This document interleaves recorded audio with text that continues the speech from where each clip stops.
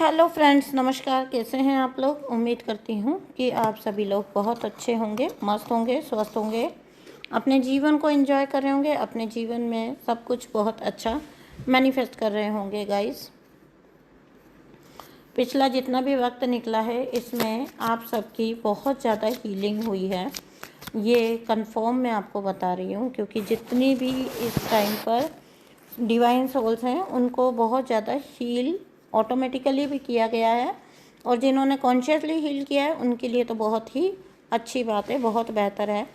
इस सारे दरमियान में, इस सारे दौर में जिन्होंने भी कॉन्शियसली खुद को हील किया है उनको इस वक्त का पूरी तरह से फ़ायदा मिला है। ठीक है, तो आप भी अपने आप को हील करें। और वैसे भी आपकी हीलिंग हो चुकी है बहुत सारे हद तक। जो भी लोग डार्क मैजिक से पीड़ित थे, जिस भी तरह की क्रियाएं आपके साथ आपके ऊपर की जा रही थी, जिन किन्हीं जगहों पर आपको ब्लॉक करने की कोशिश जारी थी, वहाँ हर उस जगह पर यूनिवर्स ने आपको फ्री कर दिया है, मुक्त कर दिया है। ठीक है, तो चलिए आज की रीडिंग हम अब शुरू करने जा रहे हैं। और गाइस, रीडिंग को क्लेम ज़रूर कर लिया करें। ठीक है, जितनी भी रीडिंग आप सुनते हैं, जितनी भी आपसे रेजोनेट होती है, या फिर जो भी आपकी विश निकल कर आती है किसी भी रीडिंग के थ्रू, तो आप उनको ज़रूर से अपनी लाइफ में मैनिफेस्ट करें। आपको बहुत ज़्यादा फ़ायदा मिलने वाला है।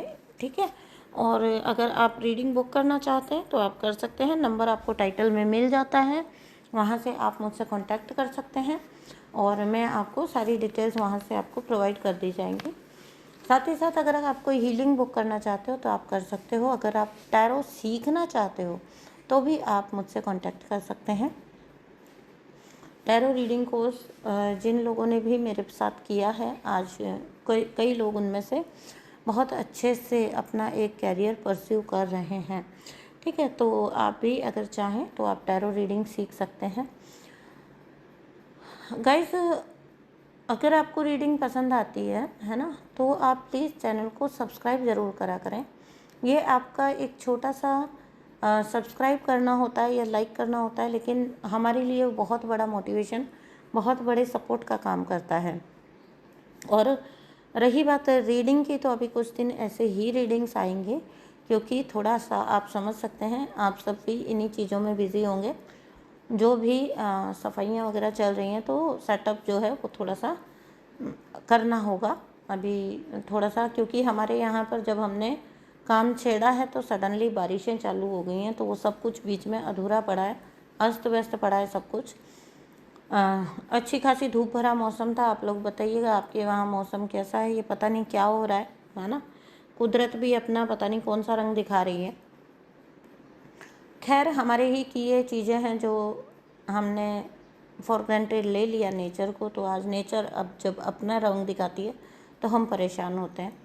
लेकिन हमको ये समझना चाहिए कि कहीं ना कहीं हमने भी नेचर को उतना डिस्टर्ब किया है, उतना तंग किया है। आज जब बेवजह मतलब बेमौसम की जब बारिश हो रही है, तो हमारे इधर एरिया में सबका सफाइयों का काम फैला हुआ है, अस्त व्यस्त पड़ा है सब कुछ। और ऐसे में जब ये मौसम ख़राब हो गया है तो सबको समझ आ रहा है कि हम कितने परेशान हो रहे हैं। तो जब हम इतने परेशान हो रहे हैं तो सोच के देखिए हमने मदर नेचर को कितना परेशान किया है, कि आज मदर नेचर जो है वो अपने पूरे साइकिल चेंज कर रही हैं। सोच के देखिए कि प्रकृति को किस हद तक तंग किया गया है, छेड़ा गया है, छेड़छाड़ की गई है। नॉर्मल वाटर भी जो लोग पीते हैं ना, पानी भी जो इंसान पीता है ना, उसके साथ भी छेड़छाड़ होने लगी। क्या ही कहेंगे, पानी भी आज की तारीख में सादा नहीं पी रहा है इंसान, है ना, उसके साथ भी छेड़छाड़ है। तो मेरा कहने का मकसद ये है कि जब हम डिस्टर्ब होते हैं तो हमें अपनी डिस्टर्बेंस दिखती है, लेकिन जब हमने डिस्टर्ब किया इस प्रकृति को, जीव जंतुओं को, है ना, परेशान किया, तब फॉर ग्रांटेड ले लेते हैं। लगता है कि ये तो हमेशा चलता रहेगा, लगता है कि ये तो हमारे हिस्से का है, ये कहाँ ही जाने वाला है ना। तभी तो ऐसा होता है कि जिन जगहों पर कभी सोचा भी ना हो वहाँ बाढ़ आ जाती हैं, वहाँ बुरी तरह से भूकंप आ जाते हैं, है ना। तो कुदरत अपना जैसे भी है वैसे ही हिसाब सेट कर रही है, ठीक कर रही है। कभी महामारी के रूप में, तो कभी बाढ़ के रूप में, तो कभी कुछ भी। कुदरत का नेचर है, वो बैलेंस करेगी। इस प्रकृति में सब कुछ बैलेंस होना ही होना है। चलिए अब आज की रीडिंग पर आते हैं। चैनल को सब्सक्राइब करिएगा, वीडियो को लाइक करिएगा, साथ ही साथ रीडिंग को क्लेम भी करिएगा। तो क्या है, कुछ पैटर्न्स ऐसे हैं जिनमें से आप निकल रहे हो, ठीक है। जो एक आपकी फैमिली के ऊपर जो भी कर्ज था, जो भी डाक, जो आपके, या तो आपकी फैमिली हो सकता है कि कुछ ऐसे टॉक्सिक पैटर्न्स रहे हों, लेकिन वो भी इसी वजह से पैटर्न्स होते हैं क्योंकि कर्ज होते हैं, है ना। कहीं ना कहीं पीछे ब्लड लाइन में किसी ने ऐसी चीज़ें की होती हैं जिनकी वजह से आने वाली पीढ़ियां जो होती हैं वो तक भुगत रही होती हैं। खैर चलिए अभी आज की रीडिंग शुरू करते हैं।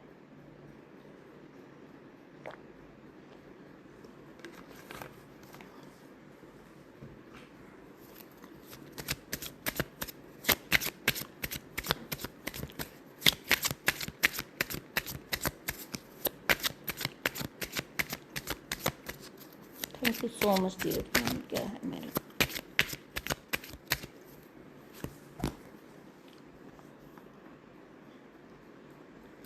जी हाँ, तो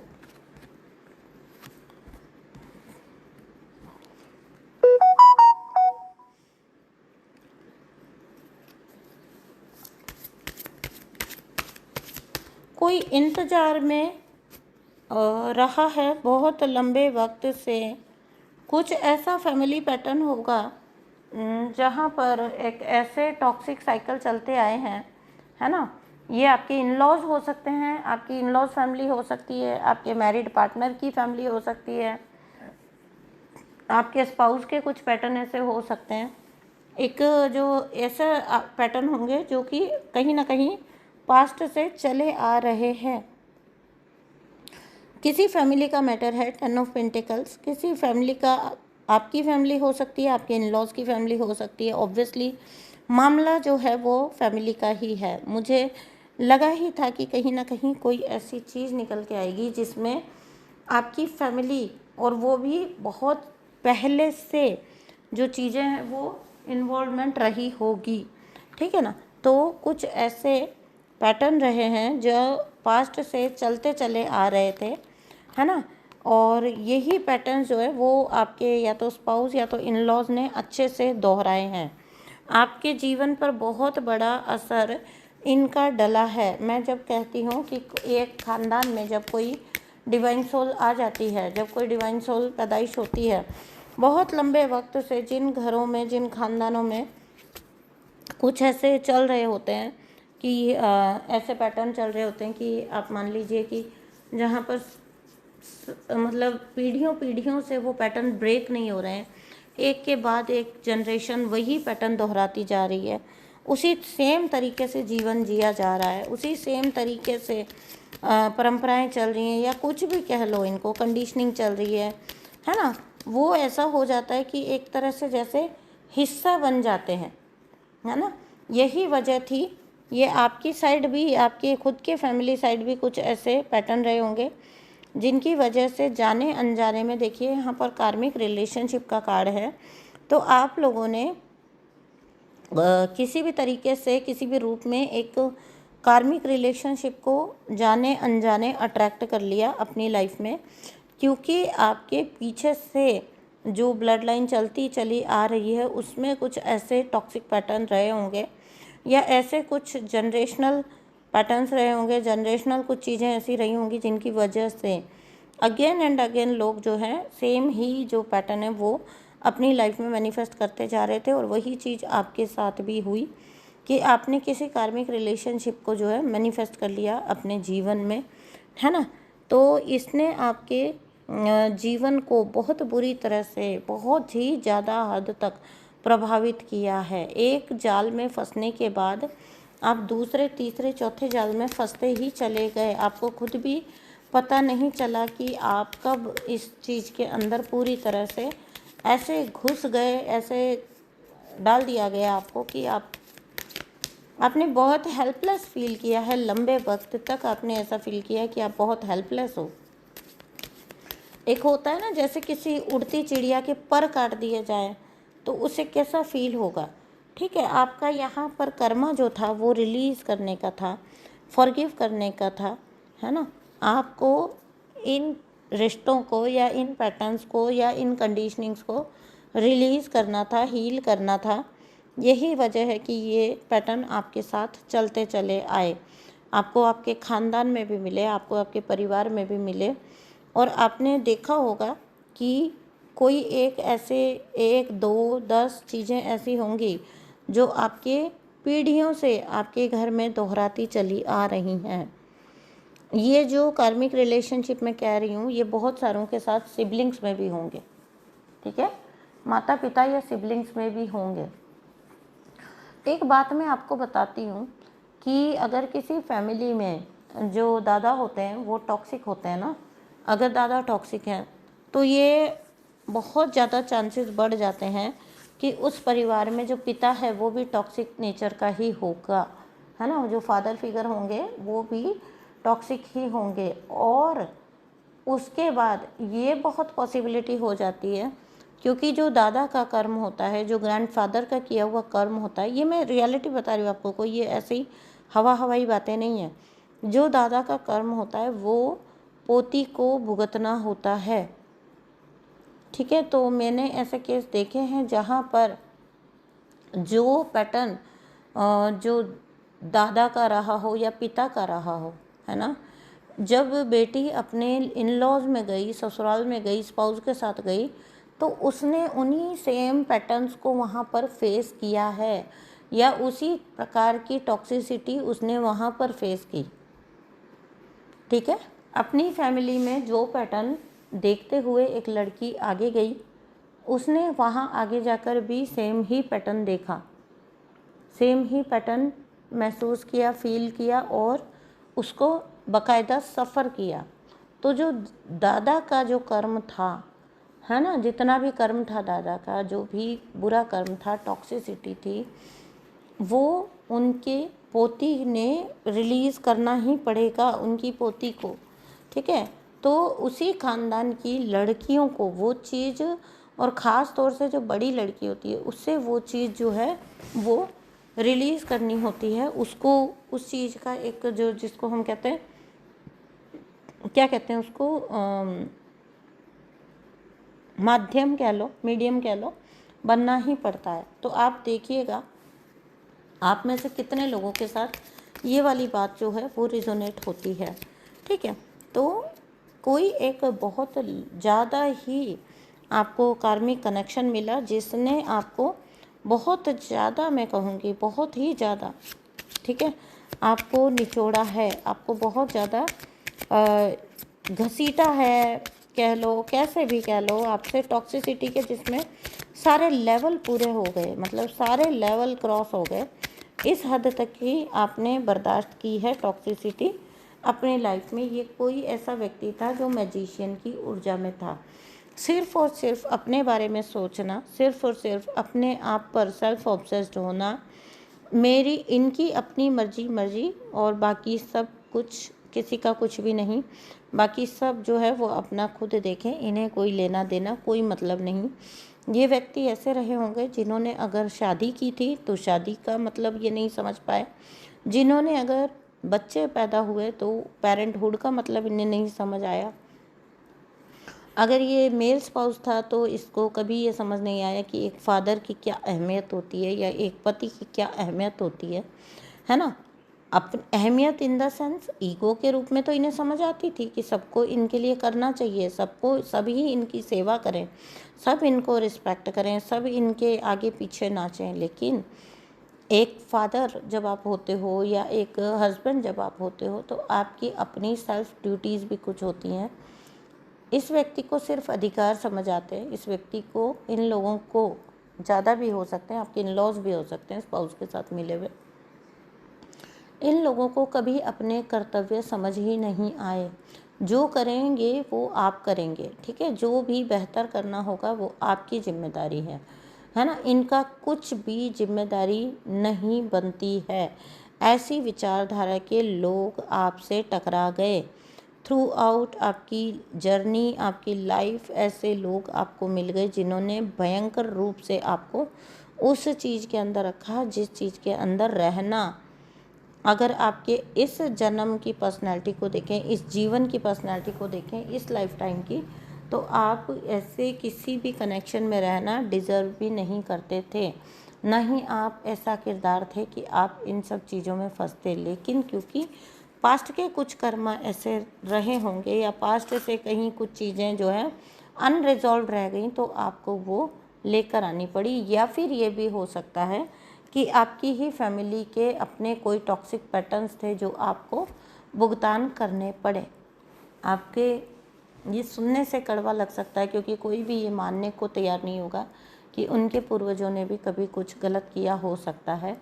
लेकिन आप ऐसे सोच के देखिए ना, आपके पूर्वज जो आज आपके पूर्वज हैं, वो भी कभी टीनेजर भी रहे हैं, कभी जवान भी रहे हैं, है ना, कभी अधेड़ भी रहे हैं। आप आज उन्हें जिस रूप में याद करते हैं वो तो आपके पूर्वजों के रूप में याद करते हैं, लेकिन कभी एक लाइफ टाइम उन्होंने भी तो जिया है ना। तो इससे ट्रिगर होने के बजाय इसको ऐसे अंडरस्टैंड करने की आपको कोशिश करनी चाहिए, तभी आप इन चीज़ों को सॉल्व कर पाएंगे। नहीं तो ये वैसे ही नेक्स्ट पीढ़ियों तक चली जाएगी, ठीक है। और ऐसा होने यूनिवर्स देते नहीं, क्योंकि जब एक डिवाइन सोल का जन्म होता है ना, तो वो पीढ़ियों की तारनहार बनती है, ठीक है। केवल अकेले की जर्नी नहीं होती है एक डिवाइन सोल की, वो पीढ़ियों को उबारती है, अपनी पास्ट की गई हुई कई पीढ़ियों को और आने वाली कई पीढ़ियों को संवार के जाती है, उनके पैटर्न्स ब्रेक करके जाती है, उनके जीवन में आगे आने वाली जनरेशन्स के लिए काफ़ी बड़े बदलाव करके जाते हैं। डिवाइन सोल्स का ये भी काम और उनकी ये भी ड्यूटी यूनिवर्स की तरफ से लगाई जाती है। अगर आप ये कहें कि डिवाइन सोल कैसा हो सकता है, ऐसा हो सकता है कि ये दर्द हमने खुद ही उठाया है, खुद ही इसकी जिम्मेदारी ली है, तो ये बिल्कुल सही बात है। जब आप ये कॉन्ट्रैक्ट करके आए हैं तो आपने स्वयं इस दर्द में पड़ना और इस दर्द में पढ़कर, इस दर्द को समझकर, इस दर्द से निकलना और बाकियों को निकालना खुद ही चूज़ किया है। अगर आपको और क्लैरिटी चाहिए तो आप पर्सनल रीडिंग इस मामले पर ले सकते हैं, या आपकी लाइफ के किसी भी मामले पर आप पर्सनल रीडिंग बुक करके फुल क्लैरिटी ले सकते हैं। लेकिन ये सत्य है, जो भी डिवाइन सोल इस धरती पर आती है, यहाँ आकर हमें लगता है कि बहुत ही दर्द भरा जीवन हमने एक जिया है, लेकिन ये कॉन्ट्रैक्ट आप खुद ही करके आए होते हैं। यूनिवर्स जन्मों की यात्रा के बाद जब एक आपके बहुत अच्छा खासा बैगेज इकट्ठा हो जाता है, तो आपकी सोल जो होती है वो उस बैगेज के तले दबती जा रही होती है, दबाव फील कर रही होती है। उस वक्त पर आपकी सोल डिसाइड करती है कि अब वो अपना सारा कर्मा, जितना भी बैगेज है, उसको रिलीज़ करके हल्का होना चाहती है, लाइट फील करना चाहती है। उस वक्त पर ये चीज़ जो होती है वो होना शुरू होती है कि आपके लाइफ में ऐसा कुछ होता है कि आप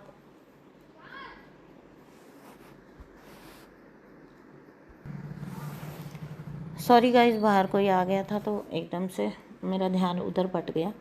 हाँ, तो आपने ही ये डिसाइड किया था, तो अगर आप इस चीज़ को जितना जल्दी एक्सेप्ट कर लेंगे ना, आपके लिए चीज़ों से डील कर पाना उतना ही जो है इजी हो जाएगा, फास्ट हो जाएगा, ठीक है गाइस। तो हाँ,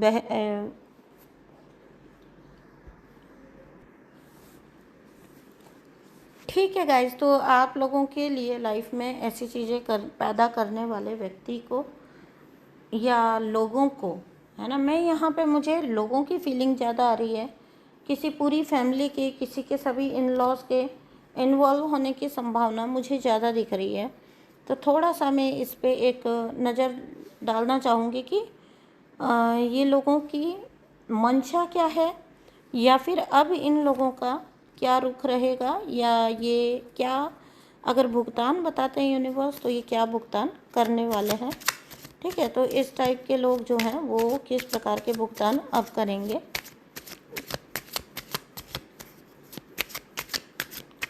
अगर आप किसी भी टॉक्सिक फैमिली में रहते हो ना, ठीक है, तो ये हमेशा याद रखिए कि अगर आप विक्टिम हो, आपको ये श्योर है, तो आप तो निकल जाते हैं, तो आज नहीं तो कल आप निकल ही जाएंगे, ठीक है ना। तो लेकिन जो ऐसे लोग होते हैं ना, वो फिर हमेशा के लिए किसी के साथ रहने लायक नहीं बचते। मैंने कई फैमिलीज इस तरीके से बर्बाद होते हुए पूरी तरह से देखी हैं, जिन्होंने बहुत ज़्यादा किसी को तंग किया है, ठीक है।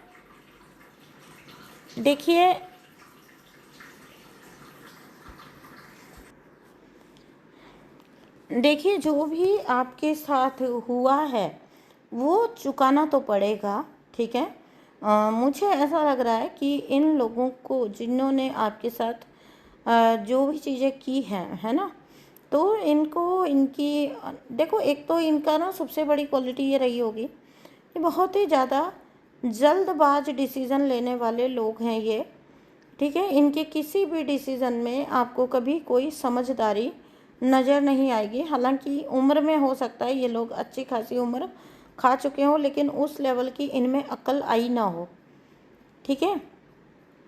उल्टे सीधे एक्शन लिए हैं इन्होंने पास्ट में। जो भी लोग आपसे जुड़े रहे, एक या एक से ज़्यादा, इन्होंने उल्टे सीधे एक्शन अपने जीवन में पूरे जीवन भर लिए हैं, और इस वजह से इनकी जो आगे की लाइफ है ना, जो आपने ये सुना होगा, जो आप आज करते हो वही आप आगे चल के जो है आपकी लाइफ वही होती है। तो फिर जब इन्होंने इस टाइप की चीज़ें की, इस टाइप के एक्शन किए या डिसीज़न लिए, तो हाउ इज़ इट पॉसिबल कि इनकी लाइफ बहुत सॉर्टेड होगी आगे चल के। आप एक ख़राब लाइफ को जीने के बाद, जानबूझकर ज़िंदगी ख़राब करने के बाद, अपना वक्त ख़राब करने के बाद, आप ये उम्मीद कैसे कर सकते हो कि आपका भविष्य उज्जवल होगा? हो ही नहीं सकता ना, है ना। आपकी बात नहीं कर रही हूँ, इन लोगों की बात कर रही हूँ। कोई भी व्यक्ति अगर बहुत उल्ट पटांग ज़िंदगी जीता है, जिसमें उसके डिसीजंस का कोई नहीं पता, देखिए यहाँ एयर का कार्ड है, ठीक है, पेज ऑफ सॉर्ड्स एयर का कार्ड है, एयर साइन। तो बहुत ज़्यादा जो ऐसे व्यक्ति का जो माइंड है ना, वो कभी भी स्टेबल नहीं होगा, ठीक है। जेमिनाई, लिब्रा, एक्वेरियस ये पर्सन हो सकते हैं, क्रूर व्यक्ति हो सकते हैं, है ना। इनको चाहे कुछ भी हो जाए, इनकी क्रूरता का लेवल कभी कम नहीं होगा। अगर कोई इनके सामने कुछ किसी का कुछ नुकसान भी हो रहा होगा ना, तो ये उस टाइप के व्यक्ति होते हैं जो मुस्कुरा कर निकल लेते हैं। क्रूरता की कहने का मतलब सब हदें इनकी क्रॉस हो चुकी हैं, ठीक है। फ़िलहाल के टाइम पर ये जो लोग हैं बहुत ज़्यादा एंग्जाइटी में, आपके जो थर्ड पार्टीज़ हैं या आपके एक्स पार्टनर रहे हैं, ठीक है, बहुत ज़्यादा एंग्जाइटी में, बहुत ज़्यादा चिंता और डर में अपने आप को इस टाइम पर ये पाते हैं। डिप्रेशन की एनर्जी है यहाँ पर, बहुत ज़्यादा डिप्रेसिव एनर्जी है इनकी, ठीक है। इनको घबराहट हो रही है बहुत ज़्यादा अब अपने फ्यूचर को लेके, क्योंकि आप तो थे डिवाइन सोल, है ना। आपके साथ जब ये थे ना, तो एक अनजानी सी सिक्योरिटी इनको महसूस होती थी, कि अनजाने सी एक अंदर से सिक्योर जैसा फीलिंग रहती थी। कभी लगा ही नहीं होगा कि ये भी कभी डेंजर में आ सकते हैं, खतरे में आ सकते हैं। लेकिन अब मुझे पूरी तरह से ये नाउम्मीद दिख रहे हैं। कहीं ना कहीं इनको बहुत ज़्यादा अपने फ्यूचर को लेके एंग्जाइटी होना, है ना, उम्मीद ना दिखाई देना, और किसी तरह का डर है भयंकर अपने फ्यूचर को लेके, ठीक है। खुद को बहुत ज़्यादा ट्रॉमेटाइज दिखा रहे हैं। यहाँ पर अभी भी ये लोग सुधरने का नाम नहीं ले रहे हैं। अगर इस फैमिली से आप निकल चुके हैं, तो ये कुछ ऐसे लोगों के पास गए हैं जहाँ पर जाकर इन्होंने उल्टे सीधे काम करवाए हैं, और वो उल्टे सीधे काम करवाने के लिए इन्होंने आपके बारे में उल्टी सीधी कहानियाँ बनाई हैं। खुद को ट्रॉमेटाइज दिखाया है, खुद को चोटिल दिखाया है, और चोट ऐसा दिखाया है कि चोट आपके द्वारा दी गई है, जिसकी वजह से सामने वाले जो लोग थे उन्होंने इनकी मदद की है, पूर्णतया मदद करने की कोशिश की है। हालांकि इन्होंने बहुत ज़्यादा, 2 बार एयर का साइन है, हालांकि इन्होंने बहुत ज़्यादा कोशिश की, बहुत ज़्यादा खुद को ट्रॉमेटाइज भी दिखाया, बहुत ज़्यादा खुद को परेशान भी दिखाया, लेकिन फिर भी आप जब इस जगह को छोड़कर निकले हैं, जब आप इस रिश्ते से निकले हैं, या जब आपने खुद को डिटैच कर लिया है इन लोगों से, तो इनके द्वारा किसी भी की जाने वाली क्रिया से आप पूरी तरह मुक्त हैं। देखिए, एक बात सुनिए, अगर कोई कुछ करता है, किसी तरह की एक्टिविटीज़ में इन्वॉल्व है, या किसी तरह के उल्टे सीधे काम अगर कोई व्यक्ति करना चूज़ करता है, तो ये तो सत्य है कि आप उसे रोक तो नहीं सकते हैं, है ना। बिल्कुल आप उसे रोक नहीं सकते हैं, क्योंकि जिसे जो करना है वो करेगा ही करेगा। उसने एक सर्टेन तरीका ढूंढा है अपने जीवन जीने का, अपनी प्रोग्रेस का। उन लोगों को लगता है कि किसी और का नुकसान करके वो अपनी प्रोग्रेस कर जाएंगे, तो आप उन्हें रोक तो नहीं सकते हैं। ऐसे में आप क्या करेंगे? और ऐसी चीज़ें जो होती हैं, जो किया कराया होता है, इनका आपके पास कोई सबूत भी नहीं होता है कि आप किसी को दिखाएं। इस दुनिया में जिनको भी आप बताएंगे, अगर आप 100 लोगों को बताते हैं ना, तो 100 में से 95 आपको ही पागल समझने वाले हैं, क्योंकि इन चीज़ों का ना कोई सबूत होता है। आपको वहमी समझने वाले हैं, आपको वहम है, आप पागल हो चुके हो, आप कुछ भी सोचते हो। लोगों को लगता है क्योंकि आपने बड़े दुख उठाए हैं तो आप ओवर थिंकिंग करने लगे हो, आप ओवर थिंक कर रहे हो, है ना। तो ऐसे में क्या करना होता है? ऐसे में कुछ भी प्रूव करने की कोशिश नहीं करनी, चुपचाप खिसक जाओ, ठीक है ना। उस रिश्ते में से, उस जगह से, उस परिवार से, उन लोगों से, है ना। एक है, एक से ज़्यादा हैं, जितने भी लोग हैं उनके ऑरा से आप आउट हो जाओ, बाहर हो जाओ, खिसक लो चुपचाप। आपको वहाँ पर बने रहना नहीं है, ठीक है।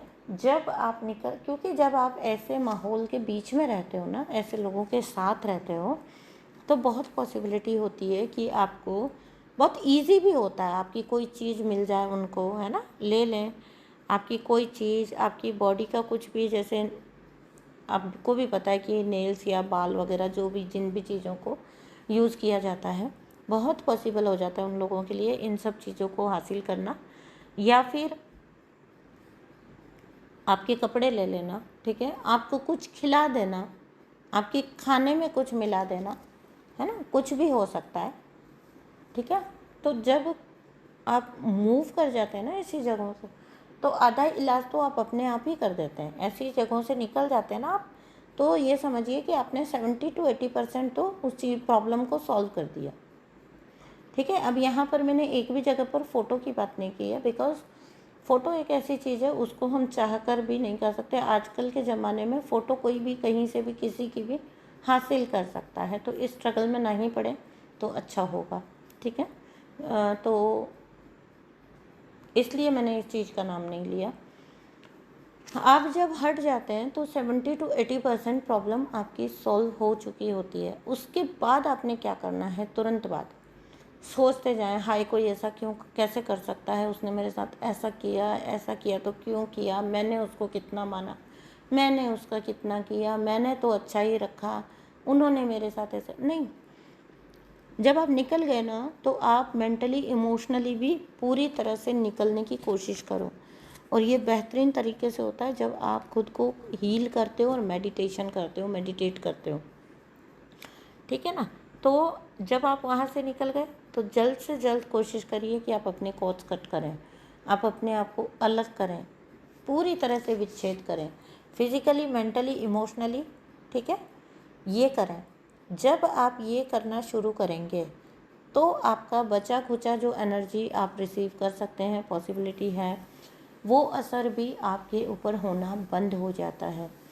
और जब आप खुद को पूरी तरह से डिटैच कर लेते हैं, जीवन में कोई नया पैशन चुन लीजिए, कोई नई चीज़ चुन लीजिए। मुझे पता है, मेरे पास लोग आते हैं और बोलते हैं कि मैम शरीर टूटता रहता है, यहाँ दर्द, वहाँ दर्द, ये तकलीफ़, वो तकलीफ़, मुझे बीमारियाँ लगा दी गई हैं, मुझे ऐसा ऐसा कर दिया गया है।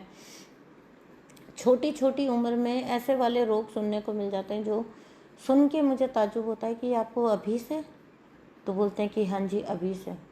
सोच के देखिए, अगर किसी को अपनी बिल्कुल यंग एज में, ब्लूमिंग एज में, ठीक है, उनको अगर किसी को जोड़ों की समस्या होने लग जाए, ठीक है, एक एग्जांपल दे रही हूँ जस्ट, तो सोच के देखिए कि मतलब आपको कितना ताज्जुब होगा कि इस उम्र में आपको जोड़ों की समस्या हो रही है। हाँ जी, इस उम्र में मुझे जोड़ों की समस्या हो रही है। अगर मौसम ठंडा है, अगर मौसम ख़राब है, मैं उठ तक नहीं पाती हूँ। तो ये सब चीज़ें की जाती हैं, लेकिन दिक्कत ये है कि ऐसी जगहों से आपको मूव करना पड़ता है। इन्हें साबित करने के लिए नहीं बैठा जाता, ये साबित हो भी नहीं सकता। ठीक है, ये सिर्फ करने वाला जानता है और भुगतने वाला जानता है। जो भुगतान करता है केवल वो जानता है, और जिसने किया है केवल वो जानता है कि हाँ ये हुआ है। बीच वाले सब आपको या तो पागल या तो वहमी बता के उस बात को खारिज कर देंगे। और जो समझ भी लेंगे, जो समझेंगे भी, क्योंकि वो भी कभी ना कभी गुजरे हैं इन चीज़ों से, अगर वो समझ भी लिए तो आपकी उसमें क्या हेल्प होगी ये बताइए ना।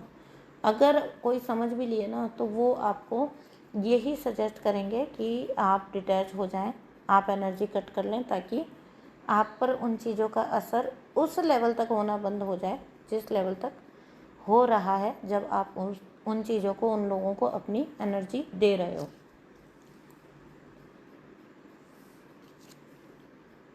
एक मिनट पानी पी लूँ मैं।